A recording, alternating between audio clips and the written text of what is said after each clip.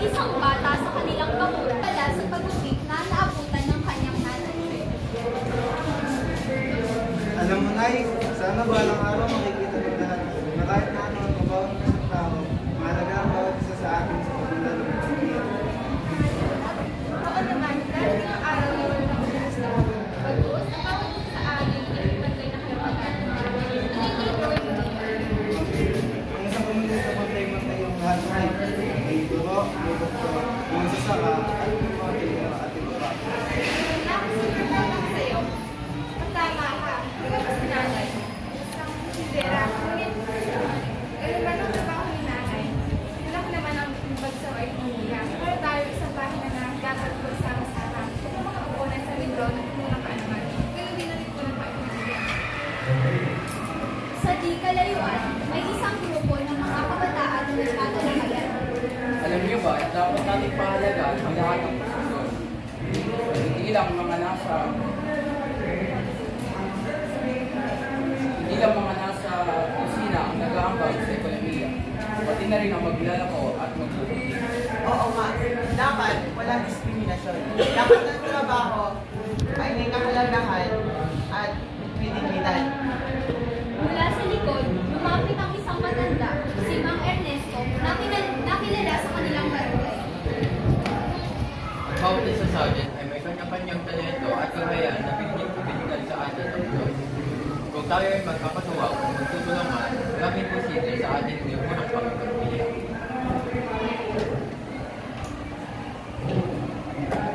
Paano pa nga ang sasagot na para mga Sa pamamagitan ng pagrespeto sa bawat isa, pagpapahalaga sa bawat kontribusyon at hindi pagkakaroon ng diskriminasyon.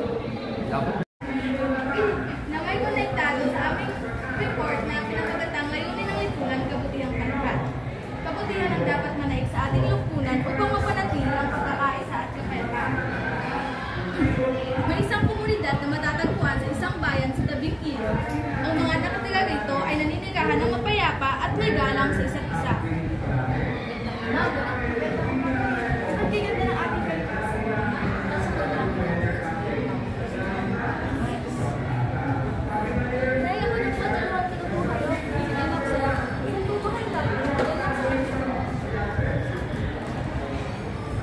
Sila ay nagtutulungan sa pangingisda ng kanilang pangunahing pinagkakakitaan.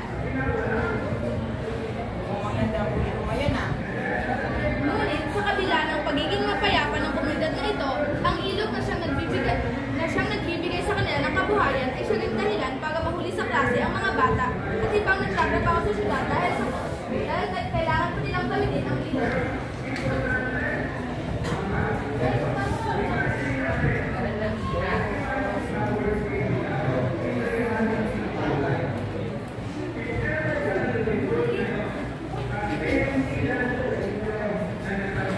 Dahil sa pangyayaring ito, naisipan ng Pangulo ng kanilang pamayanan na sumangguni sa kanilang kapitan. Kapitan, pwede pa sa isang pagkakay sa ginagawang proyekto para sa pangkalagadan sa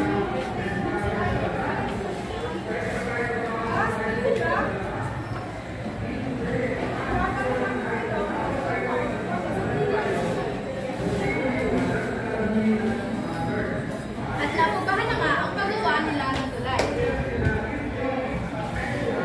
Sila ay naganda upang magawa ito at upang ay sa ayos ng agad-agaran dahil nagsisimula na din ang task.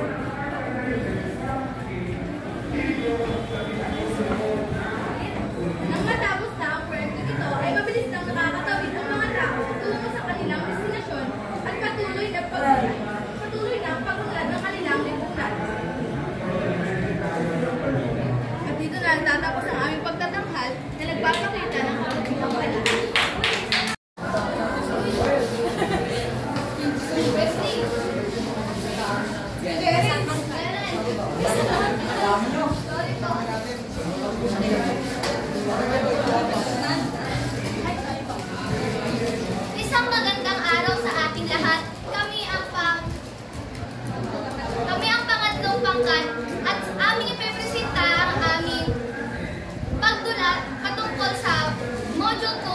pamagatang prinsipyo ng subsidiarity at prinsipyo ng pagkakaisa.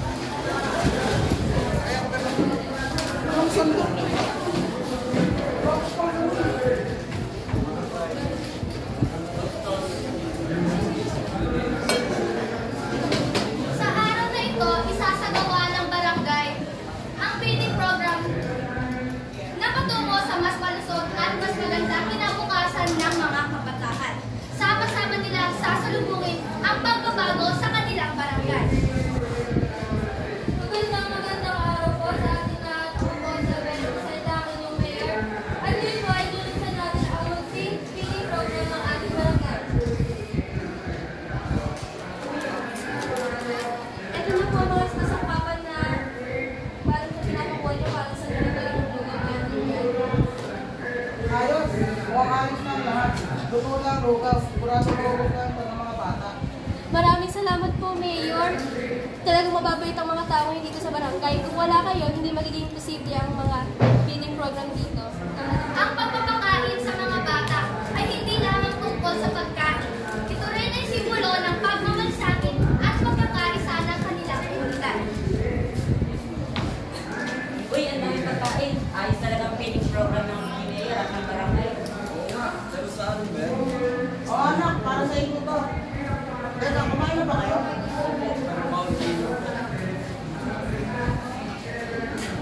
kuya, sobrang dami po. Dito na kami. Nakakalimutan ko na din kumain. Magmasok ang kalusugan, para magpanuto kayo. Sa likod ng bawat hotdog na pagkain ay may hangarin na hindi lamang busugin ang mga tiyan, kundi ang pag-asa ng kabataan para sa kanilang kinabukasan. Salamat po, Kuya. Lagi po kayo alagaan at pinag-alalahanan. Oo nga po. Salamat din po sa mga tumulong dito sa feeding program. Tama, basta may bayan yan, walang batang magugutom. Kaya mahalaga ang pagtutulungan. Hindi lang pagkain ang naibigay natin sa mga bata, kundi pati ang kinabukasan ng bawat bata. Tama, isang po. Para sa kinabukasan ng kabataan. Ang tagumpay ng feeding program ay hindi lamang sa dami ng pagkain, kundi sa damdamin na malakas ng pagkakaisa at malasakit ng buong barangay.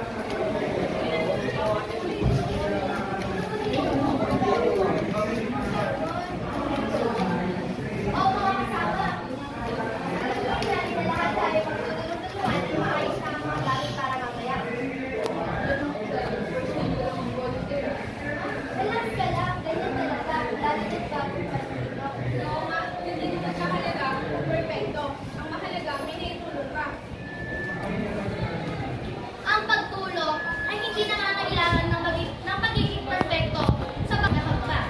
Lumalapit tayo sa tagumpay ng buong komunidad. Sa araw na ito, masasaksihan natin ang mga volunteer sa paglulunsad ng isang proyekto ng komunidad. Ang bawat isa ay may nakahalagang kampanya para sa matagumpay na programa. Andito na ba lahat ng volunteer? Oo, andito na po ang lahat. Maraming salamat sa inyo mga nag-volunteer. Malaking tulong ito para sa ating komunidad. Saya po kami tulong. Ang pagkakaisa ng bawat isa, gaano man kaliit o kalaki, ay laging nagre-resulta sa mas malalim na ugnayan at mas matibay na komunidad. Ngayon ko lang naiintindihan kung bakit mahalaga ang pagtutulungan. Kaya ipagpatuloy natin ang ating pagtutulungan. Magsama-sama tayo magtulungan para sa ating komunidad. Sa bawat aksyon ng pagtutulungan, hindi lamang problema ang nalulutas, kundi pati ang pangarap ng bawat isa para sa isang mas maginhawang kinabukasan.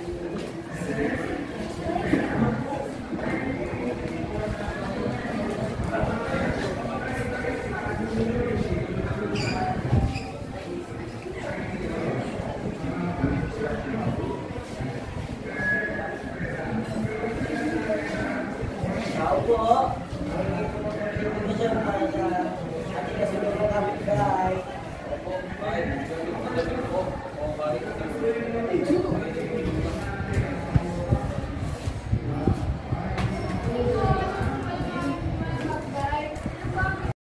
Padre Antonio nasa harap ng mga tao. Si Juan ay nakikinig sa likod.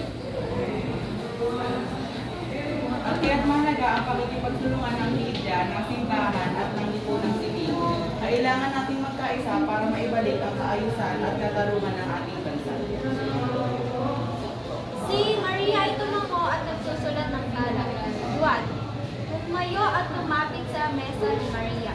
Excuse me po, ma'am. Paano na? May gusto ng pawala naman. Paano ko na rin magpapanatili ang itigil sa mga sa gitna ng tension ng sila at ng pagkikita ng Juan? Ang intrigisa ng media ay nakasalalay sa pagsunod ng katotohanan at sa pagiging responsabi ng paggamit ng kapangyarihan. Magandang araw sa inyong lahat. Magandang umaga, Gobernador. Salamat. Maaari na kayong umupo. Nandito tayo upang pag-usapan ang kalagayan ng ating ekonomiya. Maaari ko pang maitanong sa inyo kung ano ang mga kalagayan at mga problema ng ating ekonomiya. Magandang araw, Gobernador. Ako ay isang magsasaka at ramdam ko po ang hirap sa ating sektor. Ang presyo ng Ako nga po pala sa Alexander Luis, ibigay ng Gagapulan mo! Nalalapit na naman ang halalan. Kailangan na naman may ayos ang kada barangay. Ngunit paano ito maayos kung may darating na bagyo? Nagpulong-pulong ang mga kagawad ng barangay at ang kapitan tungkol sa darating na halalan. Nabalitaan ko na nalalapit naman ang halalan. Nabalitaan ko din ang bawat kaso. Pero paano natin matutuloy ang eleksyon kung may darating na bagyo? Kailangan sa madaling panahon may likas natin ang ating mga kababayan. Ngunit paano saan natin dadalhin ang ating mga kababayan? Kung gaano punuan ang ating mga evacuation center. May bubukas na evacuation center sa malapit na barangay na maaari kong punan ng evacuation center.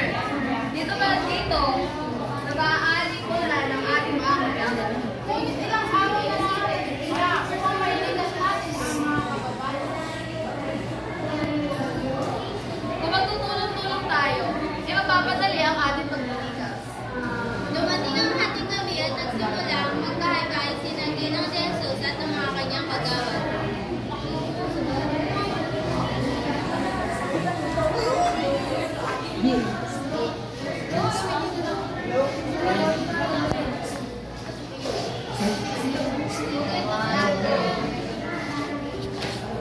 Sa isang payapang hapon, nagsimula ang klase tungkol sa lipunan at kabutihan panlahat. Pumasok si teacher na unti, handa na magbigay ng aral. Ano sa tingin niyo ang ibig sabihin ng kabutihang panlahat? Bakit kailangan kong hindi pinahiba kung ako yun ay may pangangailangan? Nagtaas ng kamay si Bernadette na tila nag-iisip kung bakit mahalaga ang kabutihan panlahat para sa lahat. Magandang tanong. Ang lipunan ay gumagana sa pagtutulungan. Kung lahat ay nakikinabang, mas gaganda ang buhay ng bawat isa. Gawin ang pagsunod sa batas traffic kapag tayo ay sumusunod. Mas ligtas tayo. Pinaliwanag ng guro ang mga halimbawa ng kabutihang panlahat. sa ating pang-araw-araw na buhay at paano ang bawat kilos ay makakatulong sa pagbuo ng mas maayos na komunidad. Hindi lang pala ito tungkol sa akin, hindi sa lahat. Oo, tulad ng pagtulong sa proyekto. Tama! Sa kabutihan pa lahat tayo ay makikinabang. Matapos ang talakayan, nagnilay ang mga estudyante sa kahalagahan ng pagtutulungan para sa kabutihan ng lahat. Mas naiintindihan nila ang lahat ay magtutulungan at magiging maayos ang ating lipunan. Eksakto! Ang kabutihan pa lahat ay tungkulin ng bawat isa. Magandang hapon po. Kami ang Group 2.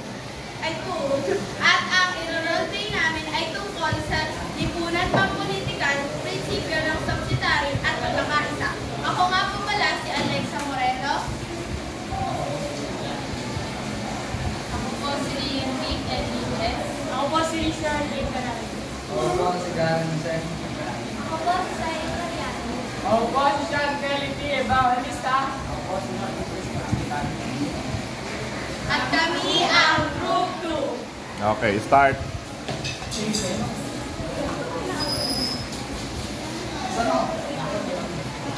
Nagtipon-tipon ang mga namumuno upang pag-usapan ang gagawing proyekto para sa Corpus. Kailangan na natin sabihan ng gobyerno para sa mga darating na ayuda sa mamamayan. Norby, ang sabi sa Vice Mayor, ang tungkol dito. Upang masabi sa gobyerno,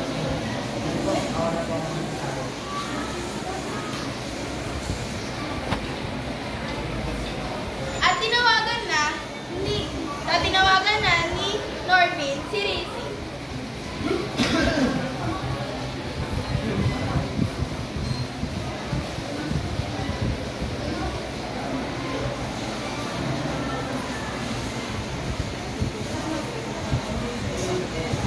Ano po yun?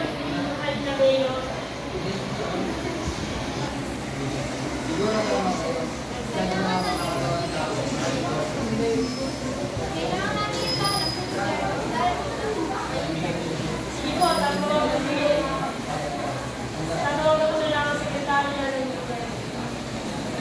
At tinawagan na ni Rizzy ang sekretarya ng gobyerno at pinapunta ito sa kanilang meeting room upang pag-usapan o ipadala ang darating na ayuda sa mamamayan. Hello, sir. Hello, sir. May pinapautos ang mahal na mayor. Kailangan na natin na susunod ang para sa ayuda.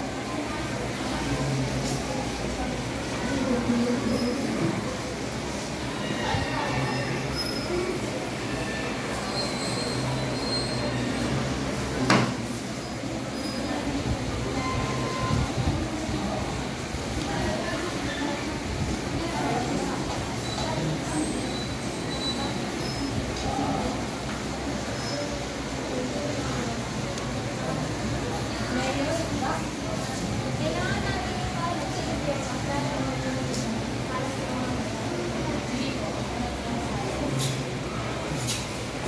Makalipas ang ilang oras ay natapos na nga mag-usap ang Vice Mayor at ang Sekretarya ng Gobyerno at pumunta na ang Sekretarya sa Gobyerno.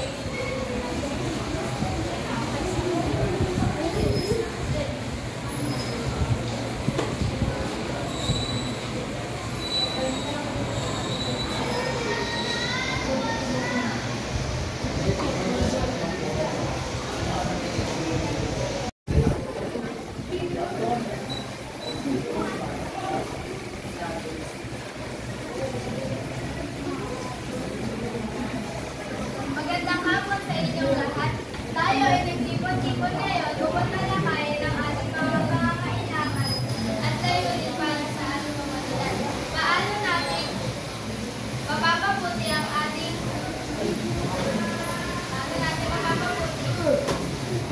pamumuhay at matatagol ang kabutihan ng lahat. Elena, alam mo naman, Mike, hindi madali magkaroon ng magandang buhay sa panahon ngayon. Ang lahat ay tigang para sa sarili nila.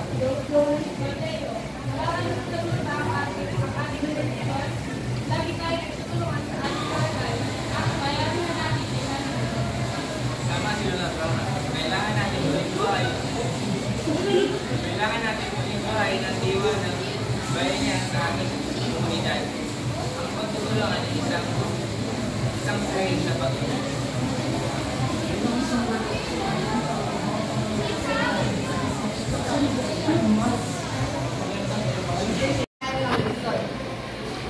Magandang tanghali at maligayang pagdating sa balita ngayon. Ako si Shane Vergara at kasama ko si Jamaica Velasquez at si Sian Macri.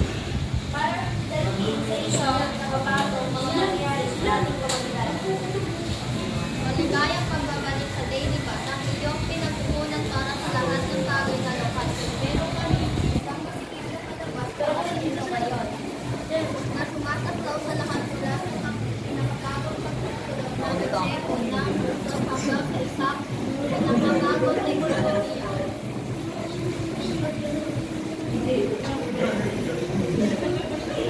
Kami ang grupo, di magpapasuko. Kami ang grupo, di magpapatalo. Grupo ay andito na, nakakaisa, harap solidarity. Grupo ay andito na, tutulong na, harap solidarity. Tulong-tulungan ang pamamalaan. Subsidiarity at solidarity. Subsidiarity at solidarity. Subsidiarity at solidarity. Just the process para tayo ay the best. Gain the place para tayo leaders. Just the process para tayo ay the best. Kami ang grupo, di mapapatalo. Sa aming grupo, kami ang panalo. Andito na ang grupo, di mapapatalo. Sa mga kalaban.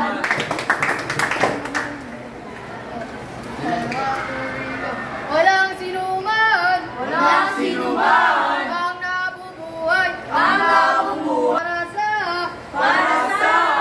sarili lamang.